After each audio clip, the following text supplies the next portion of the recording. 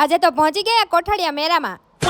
મેળામાં જવા પૈસા નહોતા એટલે સૌથી પહેલા પ્રમોશન કરીને કમાઈ નાખ્યા પૈસા. પછી નીકળી ગયા કોઠાડિયા મેળામાં જવા. અને મેળામાં પહોંચીને તે પ્રમોશનના પૈસા આવ્યા હતા. એ પૈસાનો શેરડીનો રસ ઠપકા લીધો. તમારે પીવો હોય તો આવી જજો, પણ પૈસા તમારા હો. અને જોઈ લો, આ છે સુરેન્દ્રનગર કોઠાડિયાનો મેળો. તમે આવ્યા હોય તો કમેન્ટ કરીને મને પાક્કું જણાવજો હો કે હું ગયો તો એમ કે ગઈ હતી.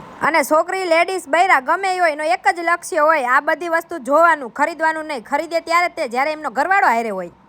પછી હરવા હાલતા હાલતા પહોંચી ગયા ઘડિયાળના સ્ટોર ઉપર. પછી ખબર પડી સમય ક્યાં હારો હાલે છે, એટલે ઘડિયાળ લેવાનું કેન્સલ કરી નાખ્યું, લઈ લીધા છડા. અને પછી ખાઈ નાખ્યો આઈસ્ક્રીમ હવના પૈસાનો. અને ઢાંકણું ચાટે ને તો જ માનવાનું કે આ પાકા ગુજરાતી હે. ये बड़ी अच्छी बात कही आप. ચેતના કે તમે બધાએ શોપિંગ કરી કે હું કંઈક શોપિંગ કરી નાખું. તો એ લેંગા ફીંદવા માંડી. મેં કીધું રવા દે, તારે 5XL જોઈશે, અહીંયા ન મળે એવું બધું હવે. અને જોઈ લો, આ છે મેળાની સૌથી ઊંચી ચકેડી. આની અંદર હું આખું બંધ કરીને બેહું. તમે કોઈ બે એકતા હોય મને કમેન્ટ કરી નાખજો. મને ખબર છે તમે બે જ ન કહો, કેમ કે મારા જેવું થાય જ નહીં. પૈસા ખૂટી રહ્યા પણ મેળો ન ખૂટ્યો. એટલે છેલ્લે તરબૂચના વૈદા હતા, એટલે તરબૂચ ખાઈને નીકળી ગયા ઘરે જવા. ચેતના કે હજી રોકાવી. મેં કીધું હવે મારી પાસે પૈસા નથી. એક જગ્યાએ પ્રમોશન કરાય. મેં કીધું હાલ તો એવું કરી. ચેતનાના ઘરે પહોંચ્યા હતા તો રાતના 2 વાગી ગયા હતા. હવે આજનો વ્લોગ આટલો જ. ગમ્યો હોય તો લાઈક, શેર, કમેન્ટ કરી નાખજો. યુટ્યુબમાં જોતા હોય તો ચેનલને સબસ્ક્રાઈબ કરી નાખજો. અને તમે મેળામાં ગયા હોય તો કમેન્ટ જરૂરથી કરજો. Bye bye.